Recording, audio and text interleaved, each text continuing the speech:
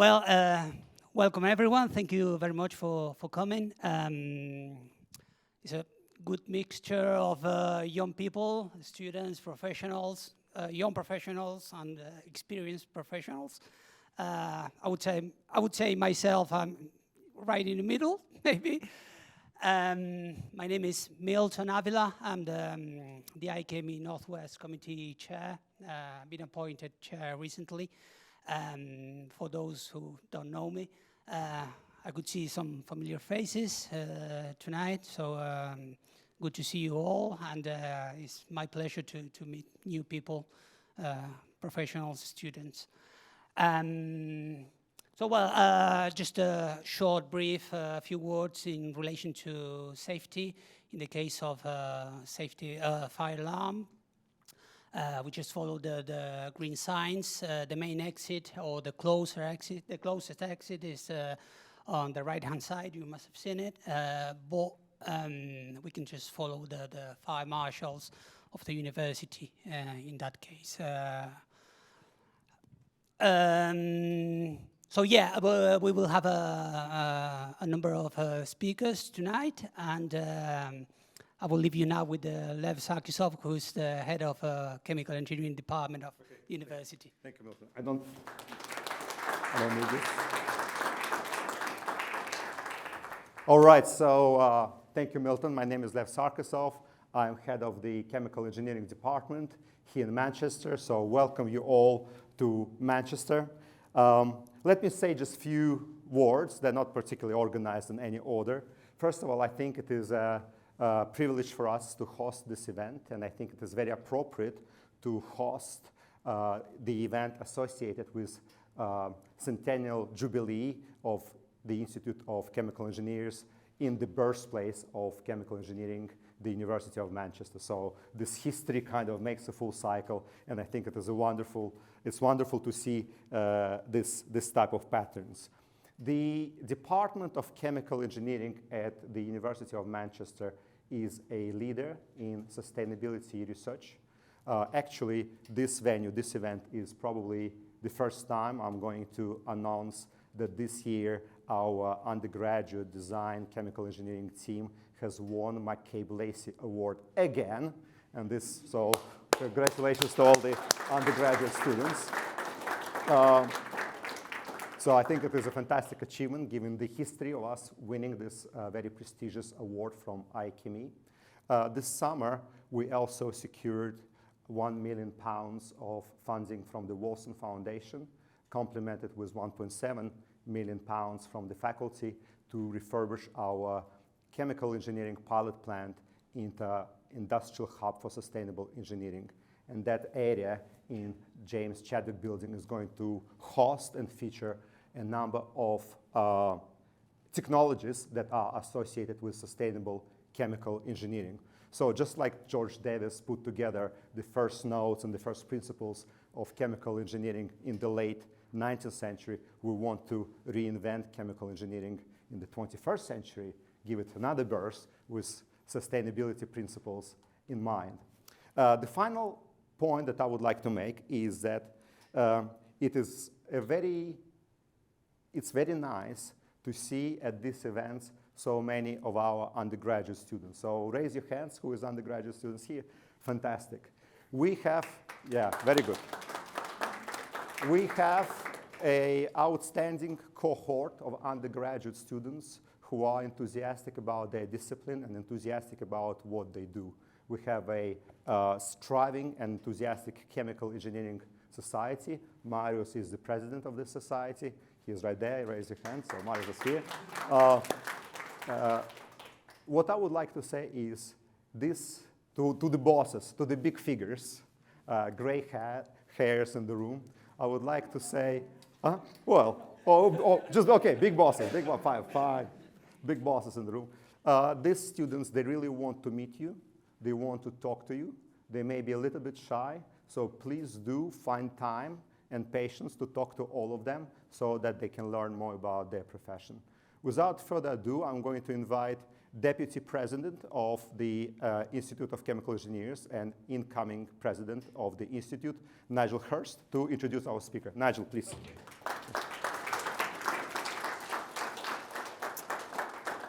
Well, good evening, everybody, and it's lovely to see so many people here.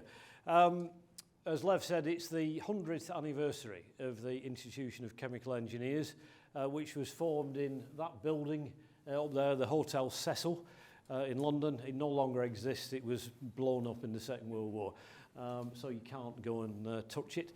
But when we thought about this, we wanted to create a lasting memento of chemical engineering in 2022. And we did this by a project called ChemEng Evolution. It exists as a website, and it's been entirely created by volunteers and friends of the IChemE, and it records it celebrates the past of the chemical engineering world. The logo was chosen very carefully. It starts off with the black of coal, the grey of oil and gas, moving through to blue when chemical engineers got involved in water and effluent treatment, to the green, of course, of sustainability. So there were three objects of ChemEng Evolution: to celebrate, communicate, and inspire the next generation of chemical engineers. And if you go and visit the site, you will find all sorts of videos and webinars and interesting discussions. A lot of it is about the future. And we spent 50% of our resources trying to look into the future. And it's got some very interesting thoughts by some very eminent people on it.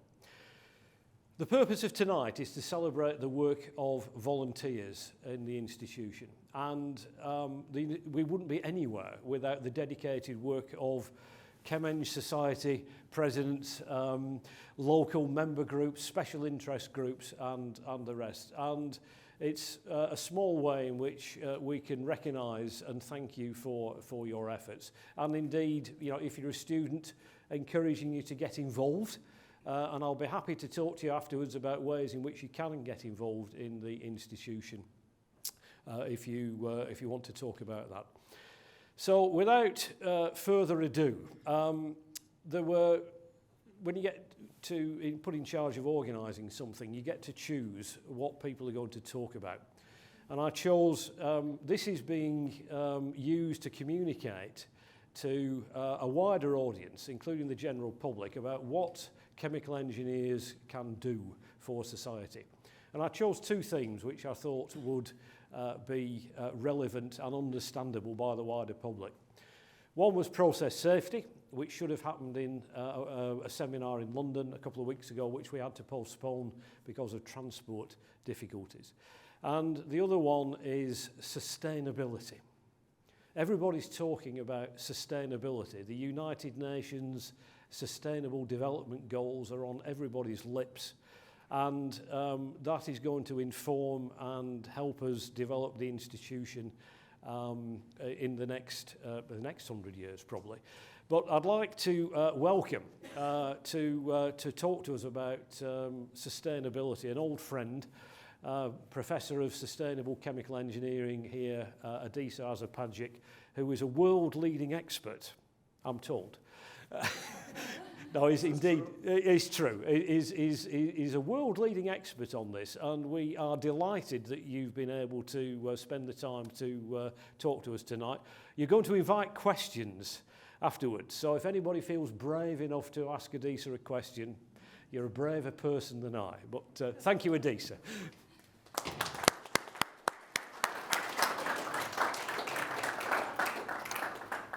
Thank you, Nigel, and good evening, everyone.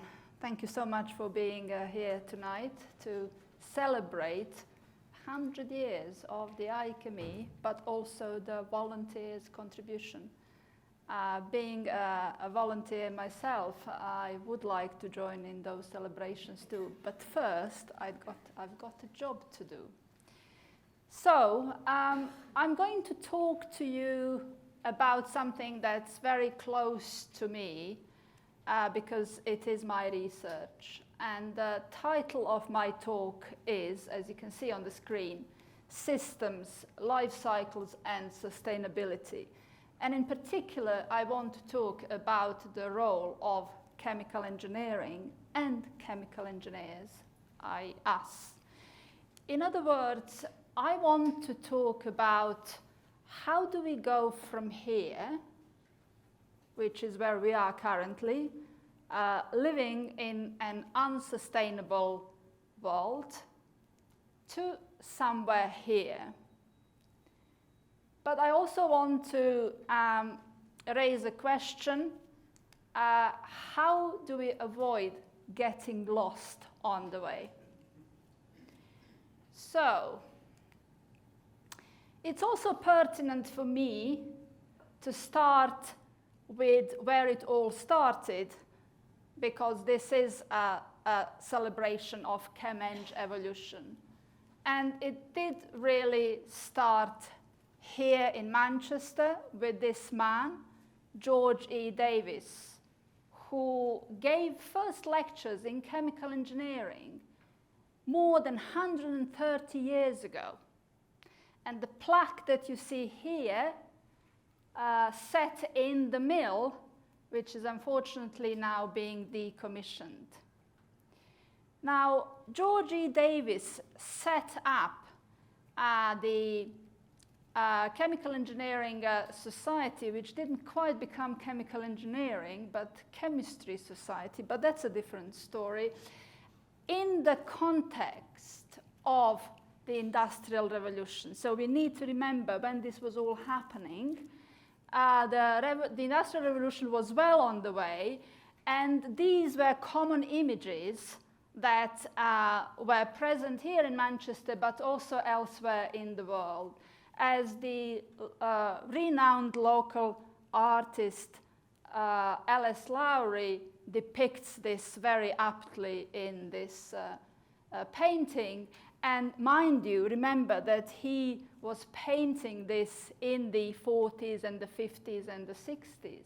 So it was still looking like this. Incidentally, Lowry was born in the same year when George E. Davis gave his first chemical engineering lectures. Just a curiosity. So looking from the past and where we started, to where have we gone to today? Well, we have arrived at yet more challenges from the early challenges of the Industrial Revolution, where we had, for example, pollution as one of the main challenges. Now, as a discipline, a profession, and a society, we are facing these modern challenges: climate change, food security, water access, energy supply, resource scarcity, and many others. So what should be our response as chemical engineers to these modern challenges? How do we become more sustainable? And what is our answer to these challenges? In other words, how do we help to meet the needs of the present generation without compromising the ability of future generations to meet their own needs? Well, in principle, our answer is simple.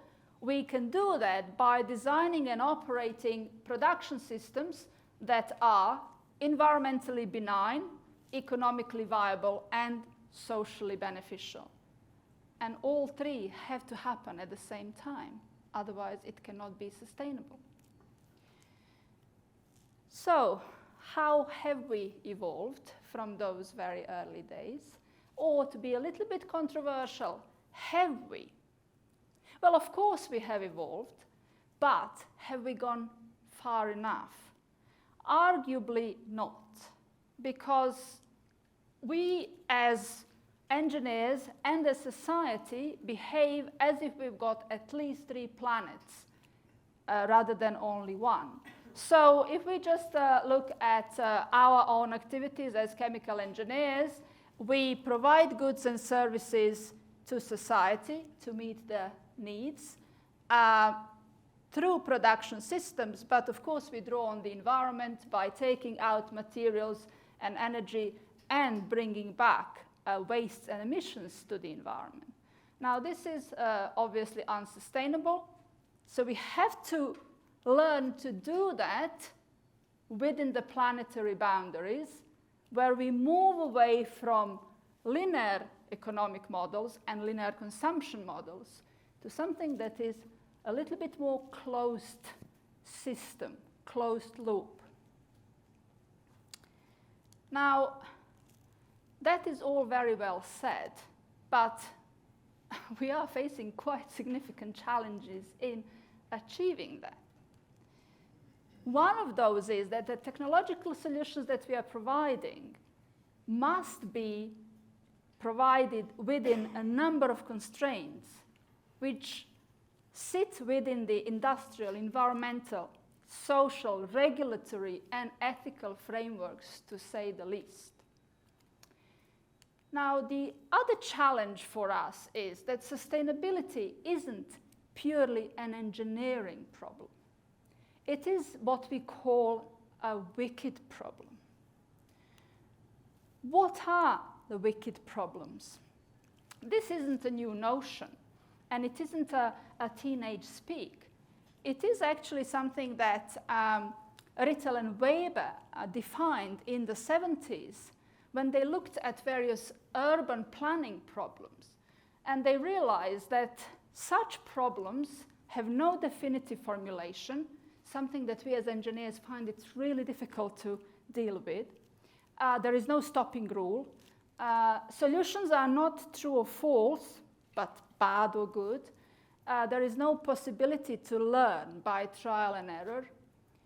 There are no well-prescribed solutions. Again, a problem that as engineers we have. They are typically a symptom of another problem. And there is an expectation that the owner will find the right answer. Who is the owner and what is the right answer? So, why are these problems wicked? They are wicked because of the nature of industrial and engineering systems, which are complex. Why are they complex? Because there is a lot going on, and I'll show just in a minute, or illustrate that. But also to quote an American journalist, H.L. Mencken, who said, for every complex question, there is a simple answer, and it is wrong. So, why are systems complex? What do we see as engineers when we are thinking about our work, our profession and discipline? We typically see production systems, we see manufacturing plants, and we think about it. Now, what do consumers see, and probably don't think much about, is how to get our goods and our shopping and how to use them, much of that which ends up in as waste very quickly. Now, what else is happening that engineers and consumers don't usually see and don't think about is all of this. So for us to operate our production plants, we have to get raw materials and fuels, we have to process them, we have to distribute all of that. Then we manufacture the products, consumer uses them, again, transportation, distribution, it all ends up in a hole in the ground, still the majority of the waste, and some of that, if you're lucky, gets recycled. All of this is associated with some use of resources and environmental impacts, economic costs and social inputs, but also hopefully some socioeconomic benefits. Unless we are able to see this whole picture and understand the sustainability implications of what we are doing, we are unlikely to identify sustainable solutions. For that, I would argue that we must take a systems approach, and of course, systems approach is what chemical engineers do all the time. The only question is how big is the system and where are your system boundaries? And not only that, but we must adopt life cycle thinking. Because if we just focus on one life cycle stage, such as operating our plant or using our products, we're going to miss out on all of these sustainability implications. Now, the additional complexity in all of that is not just the complex life cycles and complex systems, but also the sheer myriad of sustainability issues that we need to consider. And here are just some of them, both in the environmental and socioeconomic domains. Obviously, climate change and global warming are one of the key aspects that's driving policy, driving public debate, and so on. But there are all of these other things that we mustn't forget. Otherwise, we may solve one problem at the expense of all of these others. So, enough of a theoretical lecture. Now, I want to talk about some wicked examples that you may all be familiar with, either as chemical engineers or as consumers. And my first wicked problem, example number 1, is about shale gas. Now, you might have seen in the press more recently that 2 consecutive governments first lifted the ban and then banned shale gas again, having had banned it some years ago. So the question is, will they one day? Or perhaps more pertinently, should they? So let's start by looking at the life cycle of shale gas to see what's involved and how we could understand the sustainability implications of shale gas supply.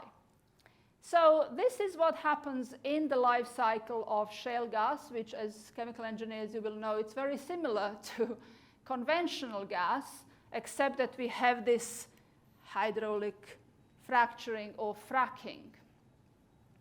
Let's assume that we use this shale gas for electricity, so all of this leads to a useful product such as electricity. If we apply life cycle thinking and use life cycle assessment as a tool to quantify, first of all, the environmental impacts of shale gas, and then compare it maybe to the alternatives, this is what we get. Starting with the climate change impact, or the carbon footprint, or global warming potential, whatever you want to call it. So on the x-axis, I have shale gas compared to North Sea gas, some LNG, then coal, then low carbon options such as nuclear, offshore wind, and solar PV. On the y-axis, I have grams of CO2 equivalent emitted per kilowatt hour of electricity generated, and that is on the whole life cycle. So just at a glance, you can see that the shale gas, it's roughly comparable to North Sea gas, a little bit worse, a little bit better than LNG, much better than coal, of course, but then isn't everything else. But when you compare it to these 3 other options, we see that it is much worse. But then we know that, and it's nothing new to see there. But perhaps what we don't know is how does shale gas compare with these options on some other environmental impacts. And here is a comparison. So lots of impacts here. Look at the green bar, which is shale gas, compared to all the other options that I showed earlier. So what we can see at the glance is that shale gas is the worst option for photochemical smog and terrestrial ecotoxicity. It's the second worst option after coal for acidification. For some other impacts, it sits somewhere in the middle. So the picture is not that clear, Some impact, it's really bad. For others, it's good. So we have trade-offs. Now, let us look at the future, because we've heard a lot that shale gas can contribute significantly to reducing the environmental impact of electricity generation in this country. So we put some numbers together and looked at the 2030 as a reference year, and looked at the potential electricity mix by then. So this is not just shale gas, but all other technologies that we envisage will be available on the grid. And we have a range of impacts here, one of which is climate change or global warming. So in comparison to the current electricity mix, which is shown in blue, we see that there will be a reduction, probably halving of the impact. But that is not just because of shale gas, because if we concentrate on the red and green bars, which represent low penetration of shale gas and high penetration of shale gas, respectively, we see that there is very little difference between these two, the margin of error, suggesting that shale gas will actually have very little influence on changing or reducing the environmental impacts of the grid. And it will be more other technologies, such as renewables and CCS, which may contribute more to that. In some cases, there will be an increase in impact, such as ozone layer depletion and depletion of elements. But again, it's not just shale gas, it's all other technologies that are coming onto the grid. So part of the environmental impact, what about the economics? Again, we've heard time and time again that shale gas can help reduce consumer cost of electricity. Will it? Actually, no, it won't. So here we have a no shale scenario, again looking at the 2030 and looking at the life cycle and consumer costs. So life cycle costs, the beige bar, the consumer costs, the purple bar. So look at the no shale, and let's just look at the consumer costs for illustration, and then look at the high penetration and low penetration. There is very little difference, and of course, large error bars. We don't know, simply. So there would be no, at least positive or discernible difference in consumer costs if we had shale gas. Now, the other thing is that if we burned just 10% of shale gas that we have the reserves for, and say, for the sake of the argument, we burned for electricity, we would have spent 113% of the UK's entire carbon budget for the period of 2018 to 2032.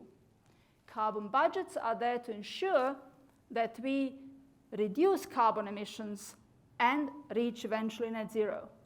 So if we are going to consume just by burning shale gas for electricity, 113% of the carbon budget, there is nothing left for heating, transport, and industry. All we can do is say goodbye to net zero. And of course, this being a wicked problem, there are other considerations. Some are positive, such as provides employment opportunities. There are financial gains by local communities. Of course, government, when they were considering it first, were going to give every household 100K for allowing shale gas to be exploited around their homes. Now, in terms of the other considerations, there is a limited potential to boost the GDP, an order of magnitude lower than in the US. We've seen little difference to energy bills. Arguably, it would detract from investment in renewables because of these incentives. Never mind all the pollution that it creates, social repercussions, and very strong public objection to shale gas. And finally, it really doesn't help us to solve the issue of energy supply in the short to medium term, despite of what we've been repeatedly taught. So, let's move on to the next example, even wickeder. Or is there a word, wickeder? No. More wicked. Biofuels, sustainable transport fuels. Or are they? Okay, let's have a look. So what does the life cycle or cycles of biofuels look like? It looks something like this. In short, it's complex. We have various feedstocks termed as first, second, and third generation. We have a number of different processes and processing routes, and we can produce a number of different products which can be used in different sectors. So I'm going to focus on the use of biofuels in transport, and particularly on bioethanol and biodiesel. I feel I'm neglecting this half of the audience, so I'm going to start talking here. So let's start by looking at the environmental impacts of biofuels and compare them to the fossil fuel alternative. So here I have a rather complex slide, but I'll talk you through it. On the x-axis, we have various first-generation feedstocks. So first generation are food crops. Okay? On the y-axis, I have the carbon footprint or climate change impact or global warming potential in grams of CO2 equivalent per megajoule. The box plots give us the ranges of the climate change impact found in the literature. The red horizontal line represents the impact of fossil fuels, whilst the horizontal green line represents the requirement for reducing the impact relative to fossil fuels. And this has to be 60% lower than the climate change impact of fossil fuels. So if we just focus on this line here, we see that the majority of the first generation biofuels do not meet that requirement. They have emissions of greenhouse gases higher than the required 60% reduction on fossil fuels. But we know that first generation biofuels are really not an option, and we are switching away from that to second generation. But before I show you the second generation, I want to raise another issue that's not often mentioned, and that is what happens if we have land use change. In other words, if we plant more food crops for biofuels, we emit more carbon from the soil. In that case, you see where the fossil fuel is here, red line, and you see where most of the biofuels, first generation biofuels, are now, much higher than fossil fuels. So we definitely mustn't have this. Now, on to the second generation. Let's just look at bioethanol for brevity. So here we have energy crops and wastes. And the situation is much better. We see that we go sometimes well below 60% below the fossil fuels. So that's okay for climate change and for second generation biofuels. If we look at the third generation, and that's microalgae making biodiesel, we see that the fossil fuel is here, and the average for biodiesel is here, about 2 or 3 times higher than fossil fuel. So at present, microalgae are not sustainable for biofuels unless we have a significant improvement in technologies. What about fossil energy used in their production? This is something, again, as chemical engineers, we always want to know what's the energy balance. Does it pay off? So to produce fossil fuels, we need this much energy. to produce biofuels, we need much more energy. Okay? And for microalgae, we need about 6 times more energy than it's actually contained in the fuel. What about water consumption in the life cycle of biofuels? It is 40 times more than for petrol and 60 times more than diesel, because simply of the crops which are thirsty, and we need to provide water for that. And again, this being a wicked problem, we have other considerations to think about. First of all is feedstock availability. Is there enough to produce as much as we may need? Land requirements that go with that. It's, say, energy crops, even if we forget food crops. Land use change, greenhouse gas emissions, biodiversity loss. Then there is, of course, the competitiveness with fossil fuels, so the economic aspects, issues such as rural development, what happens there, human health impact, and so on and so on. Of course, because this is a complex system, which is part of much wider systems, including the energy, agriculture, and forestry systems. Okay. On to the wicked example number 3. Negative emissions technologies. We are now hearing much more about these technologies, which have apparently a great potential to get us to net zero, and not only to net zero, to negative values of environmental emissions. So, are they really negative?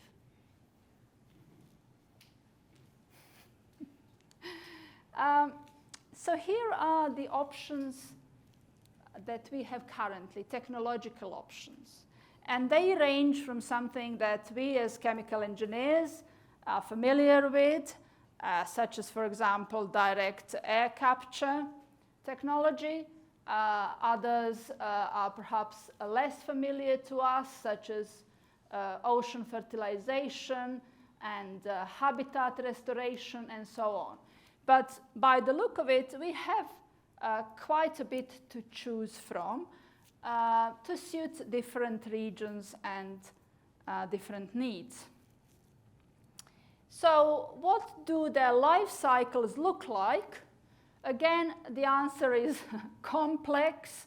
So we have options which are based on plants, such as, for example, direct air capture and bioenergy with carbon capture and storage, or known as BECCS. We have biochar, we have afforestation. On the other hand, we have those that are based, depend on minerals. So we have enhanced weathering and ocean alkalinity, and others which are based on nutrients. So this is ocean fertilization. The common thing with all of them is that they must be permanent storage, forever. They can never leak. And that's the only way we can call them negative emissions technologies. Otherwise, they are not. So let's look at the life cycle environmental impacts of these different technologies, again starting with climate change. So here I have all of those options that or most of them that I listed earlier. And on the y-axis, I have the kilograms of CO2 equivalent per ton of CO2 removed. So how much additionally they emit of CO2 equivalent per ton of CO2 that they remove. And as all bars are pointing downwards at the 0 axis, then we can conclude that all are indeed, or have a potential to be, net negative emissions technologies.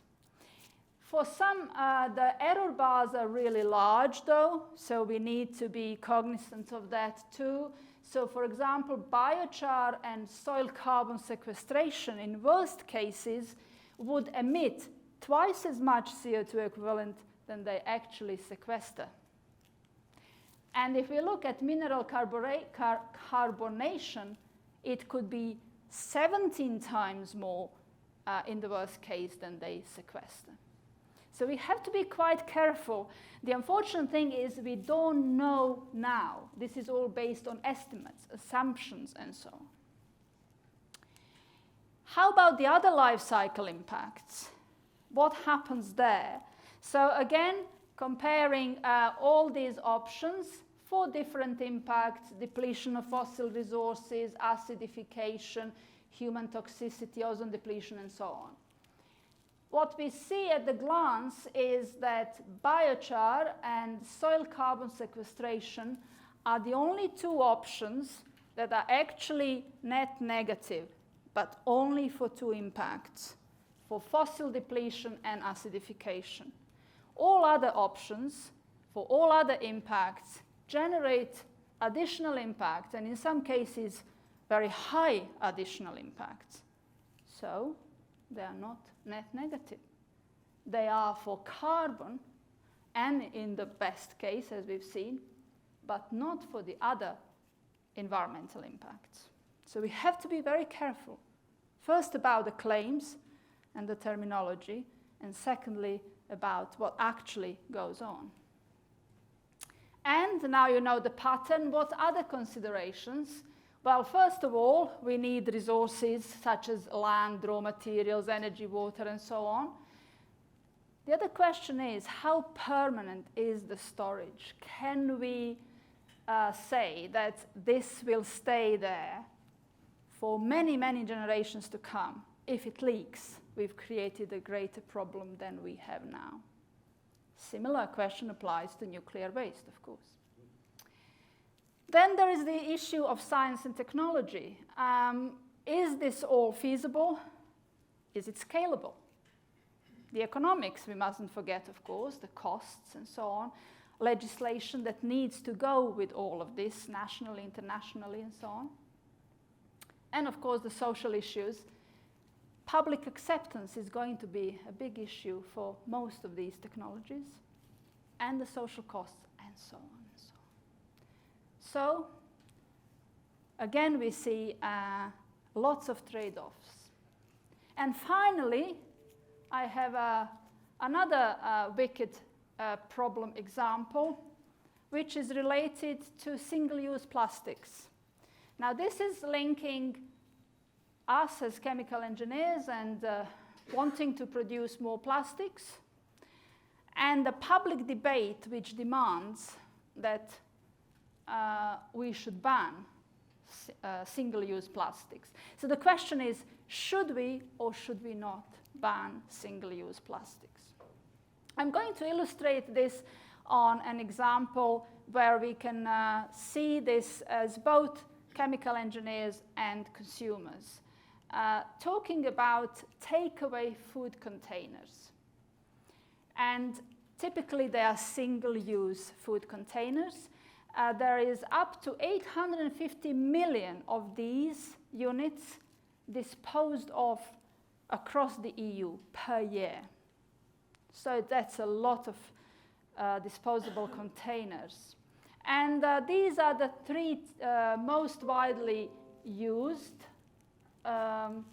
containers: polypropylene, extruded polystyrene or EPS, and aluminium containers. The alternative to this would be to use reusable containers, or Tupperware as we know them. So here is one made of polypropylene. So we are going to look at their respective life cycles and see how they compare to each other. So this is an overview of their life cycles. Again, complex. I'm not going to go through that. But this shows us what happens in the when we extract the raw materials, how we produce different types of containers, and then what happens with the reusable container when we take into account the washing and so on. So let's first compare the single-use containers. Here we have EPS, aluminium, and polypropylene. And on the y-axis, we have a number of life cycle assessment impacts. So at a glance, if you just look at the colors, you see that the orange bar is the lowest across all the impacts, which tells us that EPS actually is the best option environmentally compared to aluminium and polypropylene. If we then compare aluminium and polypropylene, we see that the picture changes depending on which impact we look at. But overall, EPS is the best option, and several times over compared to aluminium and polypropylene. And there is a simple explanation to this. And we know that as chemical engineers that we need less material for EPS. Therefore, it's better than polypropylene, and less energy is used in its production than for aluminium. So far, so good. Perhaps no surprises there, and as chemical engineers, we would expect this. Now, let's compare these single-use containers with the reusable one. And in this table here, I'm first comparing Tupperware with EPS, and then Tupperware with aluminium. On the left-hand side of the table, we have those environmental impacts that I've just shown you. And the numbers in the table tell us how many times we need to reuse the Tupperware before it becomes at least as good as EPS or as aluminium.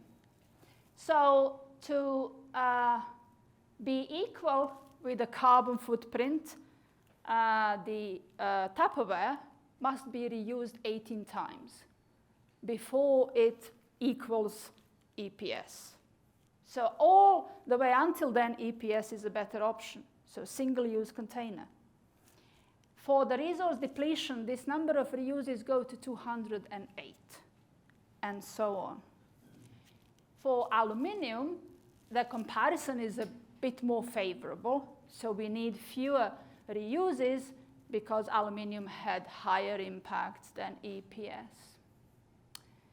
So this tells us that actually single-use container is environmentally better than a reusable container.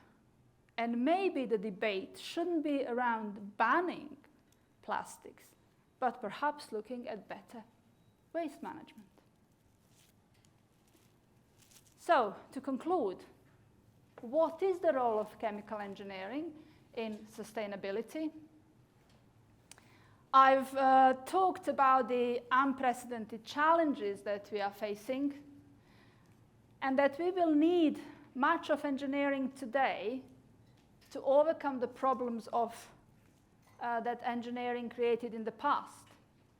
But we should see that as an opportunity, and particularly not to repeat mistakes of the past. I've talked about sustainability problems being wicked, and that addressing them will require systems thinking and life cycle approaches. And in doing that, it's essential that we always understand the trade-offs between environmental, economic, and social aspects. We should also always challenge simple solutions to complex problems, or so-called received wisdoms. And I've tried to illustrate that through these few examples tonight, but there are many, many others. If we are to address sustainability properly, we must work with non-technical disciplines. So it's not enough just to work with other engineers and other scientists. We must work with non-technical disciplines. We are supplying needs of society. Therefore, we must understand consumer and engage with the public. We also should be providing robust, science-based evidence for policymakers. And above all, we should be educating future chemical engineers with sustainability in mind. And that's why I'm so pleased to see so many of students here tonight. And only then can we hope for outward-looking chemical engineering that will play fully its role in building a more sustainable future. And I leave you with this Korean proverb: even if you know the way, ask one more time, so that we don't get lost on the way. Thank you.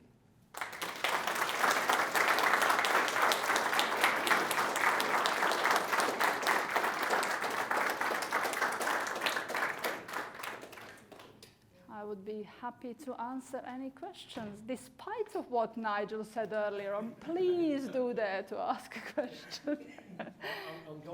I'm going to go with the first question, if that's all right. Okay, okay. On your, is it possible to go back to your previous slide? Yeah, which one? Please. The two things there: engaging with the public and providing robust science-based evidence for policymakers. What do you think chemical engineers, or indeed the institution, can do to do that better? Because I would argue that neither of those two things are being delivered right at the moment.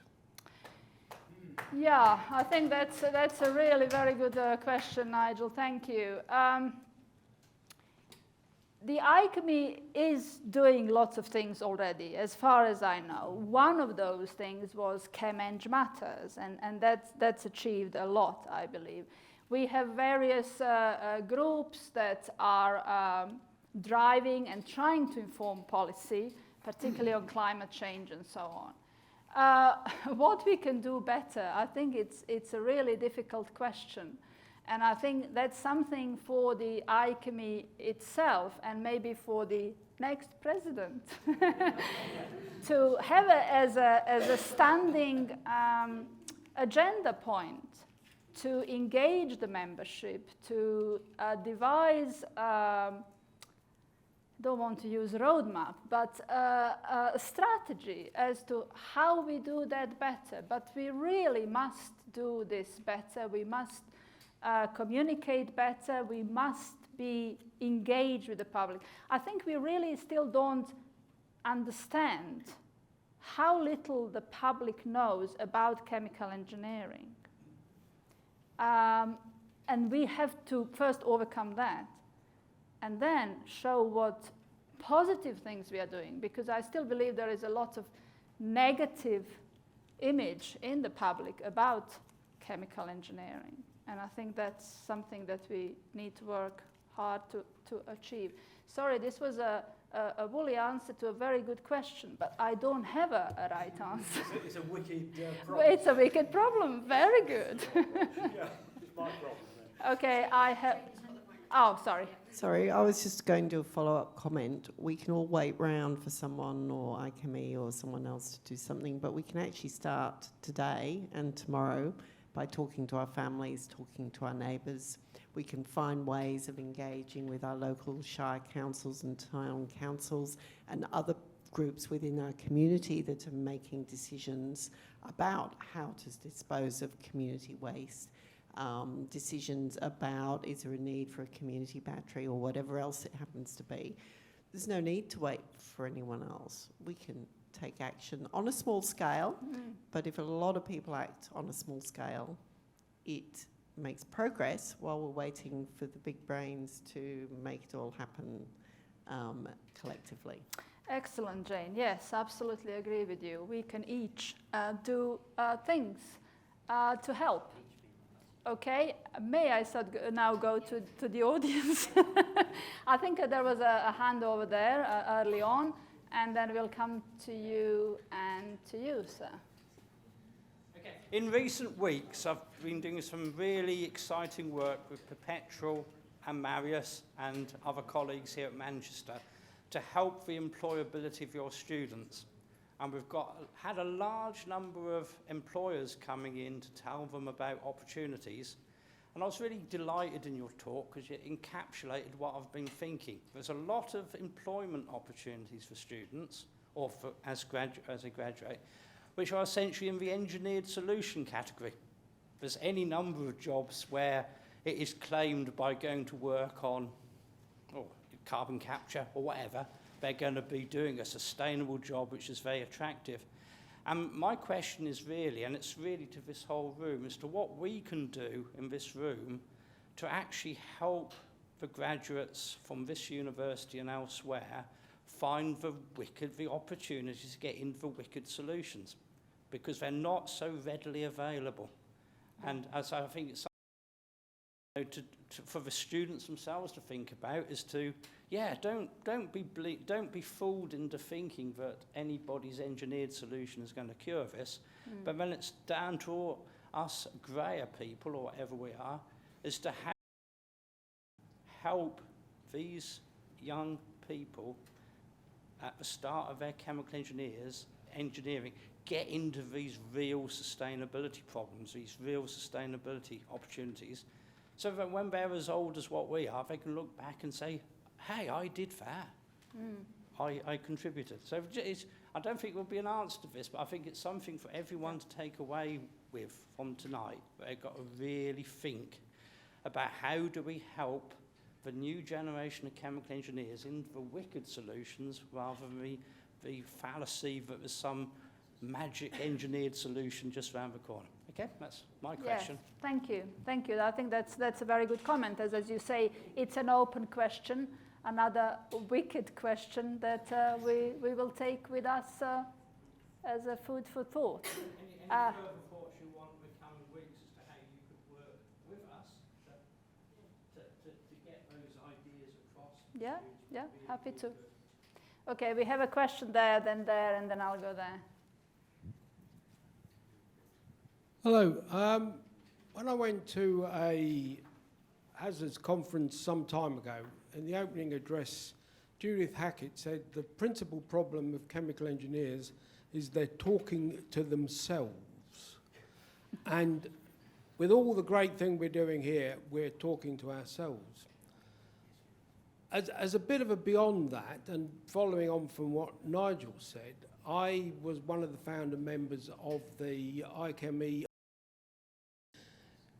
COVID-19 response team, and our aim was to respond to what the government has said is we desperately need some help.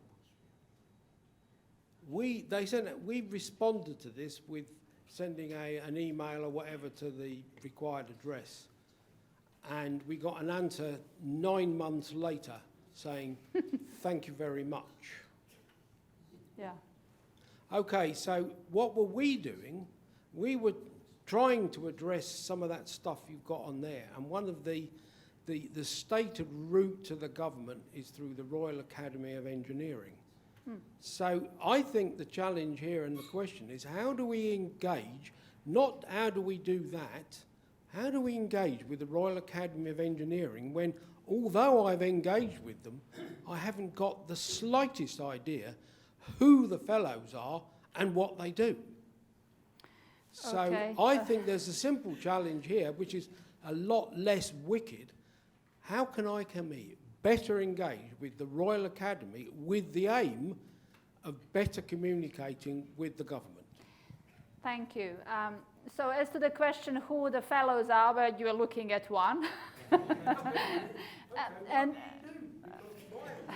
we never engage with any fellows, only the staff. We know some fellows are members of IChemE, but all we ever managed to do was engage with the staff. We never got any support from the fellows, some of whom are chemical engineers. oh, absolutely, there are, in the audience, more of fellows sitting. I think it's talking to the right people. Perhaps we can take this offline. But you're absolutely right. We are talking to ourselves, and we could have opened this event tonight, perhaps to wider audiences. So I take your point, absolutely. The Royal Academy of Engineering is absolutely one of the vehicles to feed the ideas into. And I know from my own engagement with the academy that the academy is very active and open to contributions, but it just perhaps that example might have been talking to the wrong person. But we will, yes.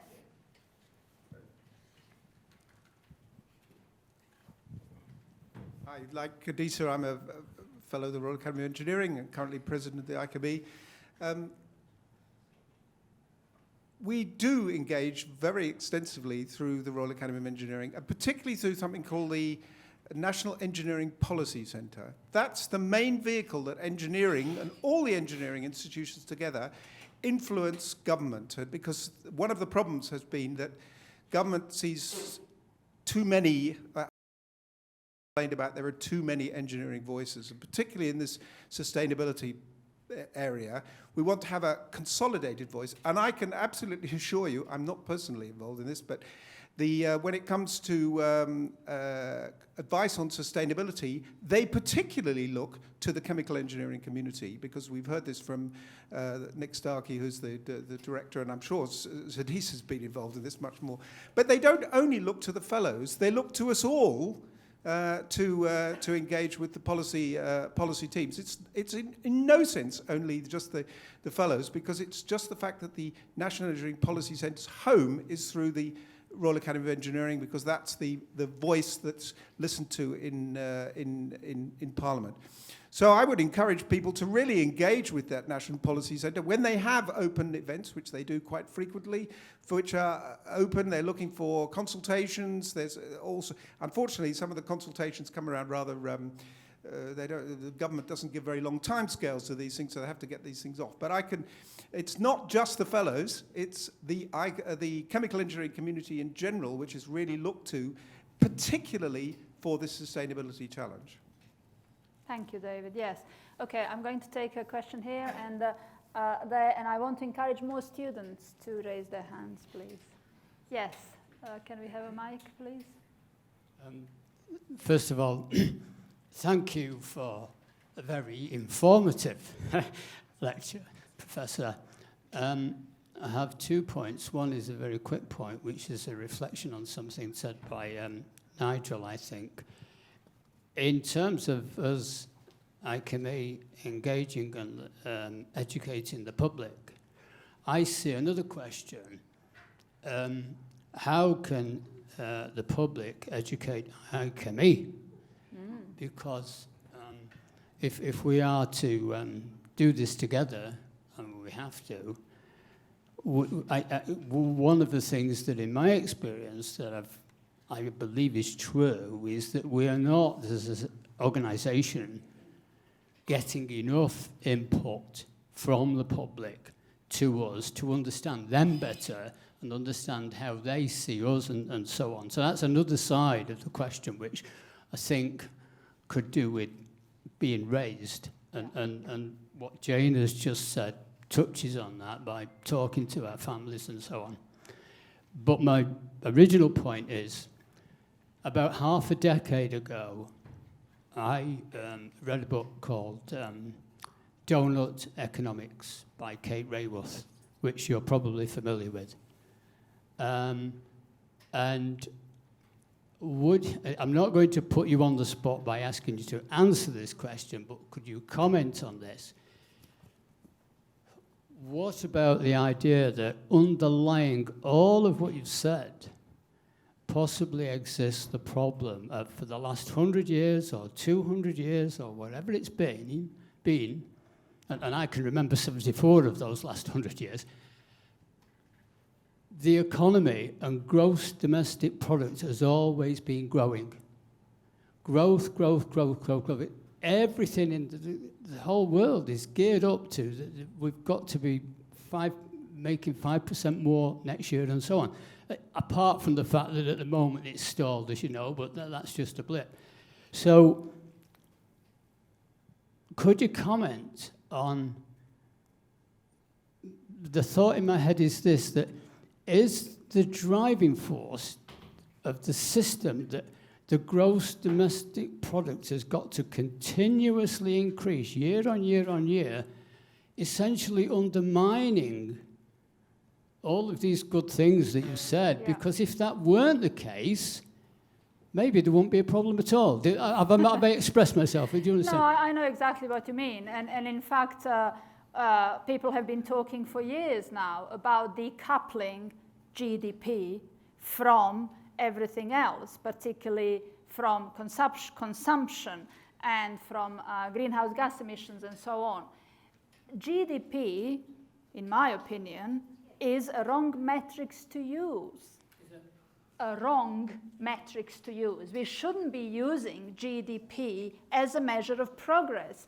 And in fact, there are so many alternative measures that show how we've progressed as society, as humanity, and those metrics are much more akin to what we are trying to achieve in sustainability rather than just GDP. Unfortunately, the GDP is something that governments want to use because they can use that with a voting electorate. Okay, I'm going to take one question there, please.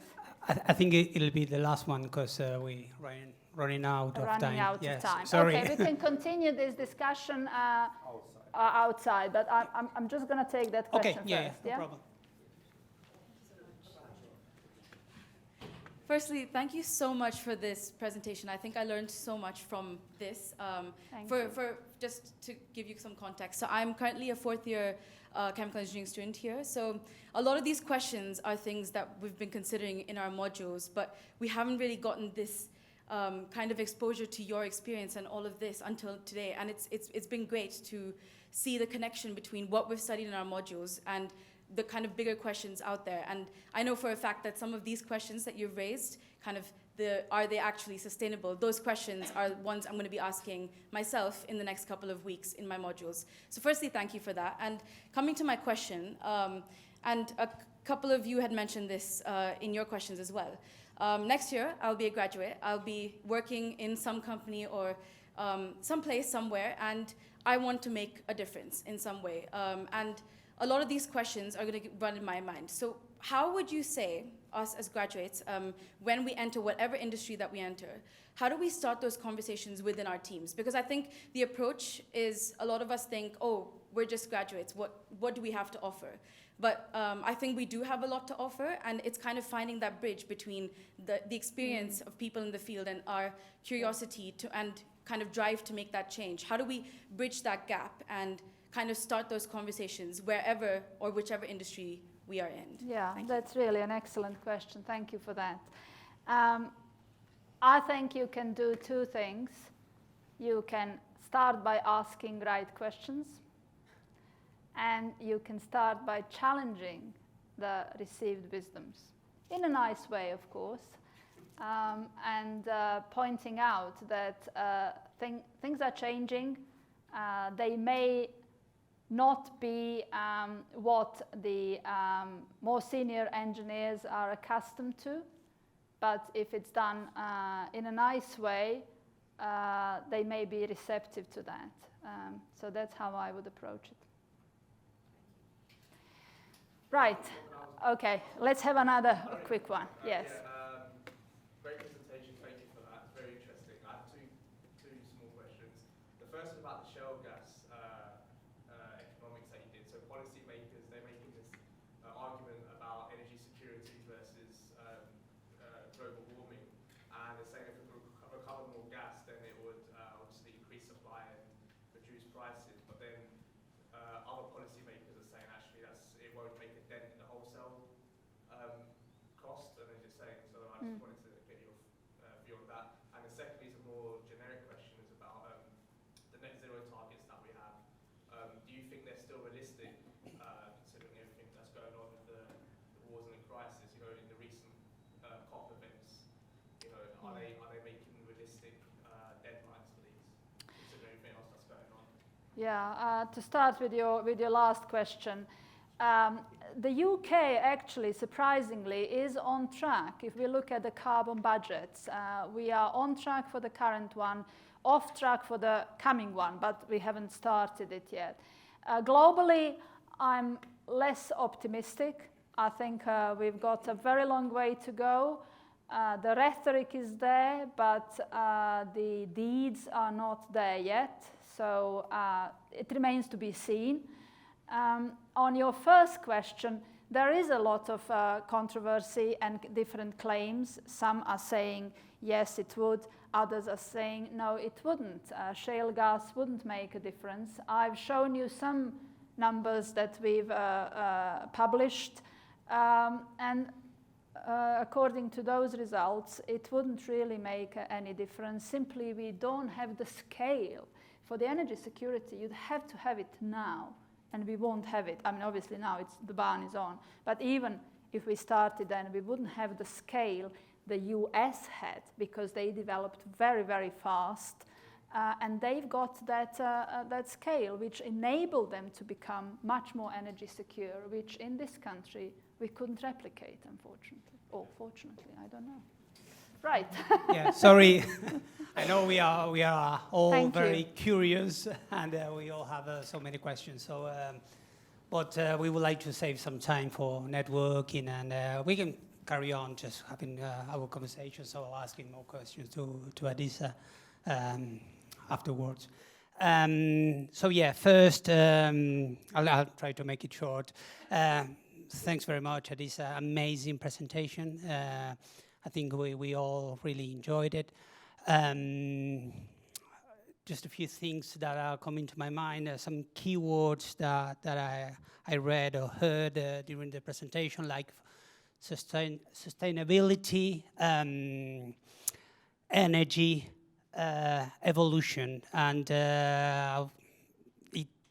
I keep thinking about evolution. I think that the profession has evolved with human necessities, different energies, necessities, or different sources of energy with time, improving processes, I don't know, different things with time. I remember talking to Nigel when we met an hour ago, and he was explaining how he started commissioning plants with no laptops, no computers. So technology, technology has evolved together with profession and together with, like you said, environment, regulations as well. And we've been working together with all of that. So it's like a lot of things that are evolving together with time. Just my personal thought, you know. Nigel, he said, if you're there, you can ask questions to Adisa. So the audience proved to be quite challenging and daring. So it was good. And I think that's the driving force to keep evolving, like I said. Just a few words I wanted to say for the closure. Thanks very much to Adisa and the audience. It's been a good attendance, and we can carry on. I was promised that we would have some canapes, snacks, and wine. Thanks very much. Thanks, everyone.